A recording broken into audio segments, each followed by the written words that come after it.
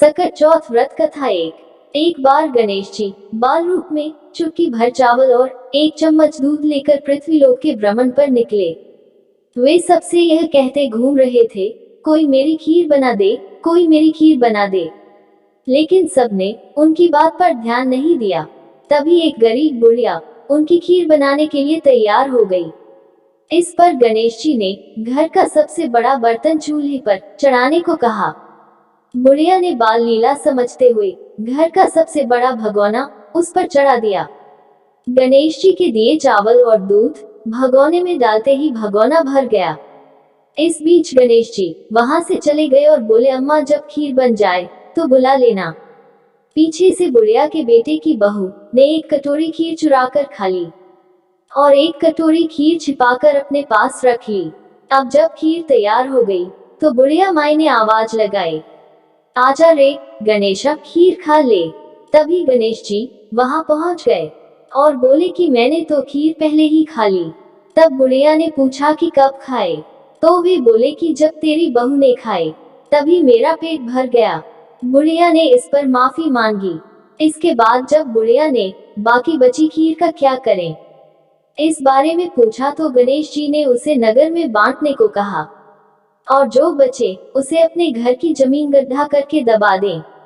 अगले दिन जब बुढ़िया उठी तो उसे अपनी झोपड़ी महल में बदली हुई और खीर के बर्तन सोने जवाहरातों से भरे मिले।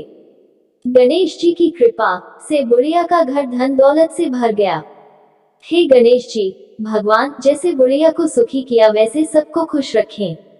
सकट चौथ व्रत कथा 2। किसी नगर में एक कुम्हार रहता था।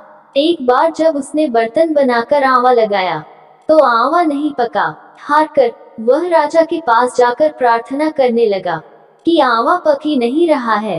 राजा ने पंडित को बुलाकर कारण पूछा तो राज पंडित ने कहा कि हर बार आवा लगाते समय बच्चे की बलि देने से आवा पक जाएगा।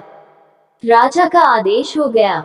बलि आरंभ हुई। जिस परिवार की बारी होती वह परिवार अपने बच्चों में से एक बच्चा बलि के लिए भेज देता। इसी तरह कुछ दिनों बाद सकट के दिन एक बुढ़िया के लड़के की बारी आई। बुढ़िया के लिए वही जीवन का सहारा था, लेकिन राज आज्ञा के आगे किसी की नहीं चलती।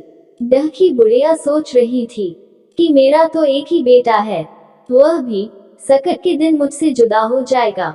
बुढ़िया ने लड़के को सकट की सुपारी और दूध का बीड़ा देकर कहा, भगवान का नाम लेकर आवा में बैठ जाना, सकट माता रक्षा करेगी। बालक को आवा में बैठा दिया गया और बुढ़िया सकट माता के सामने बैठकर पूजा करने लगी। पहले तो आवा पकने में कई दिन लग जाते थे, पर इस बार सकट माता की कृपा से एक ही रात में आवा पक गया था। सवेरे कुम्हार ने देखा तो हैरान रह गया। आवा पक गया था, बुढ़िया का बेटा भी सुरक्षित था और अन्य बालक भी जीवित हो गए थे। नगर वासियों ने सकट की महिमा स्वीकार की तथा लड़के को भी धन्य माना। तब से आज तक सकट की विधि विधान से पूजा की जाती है।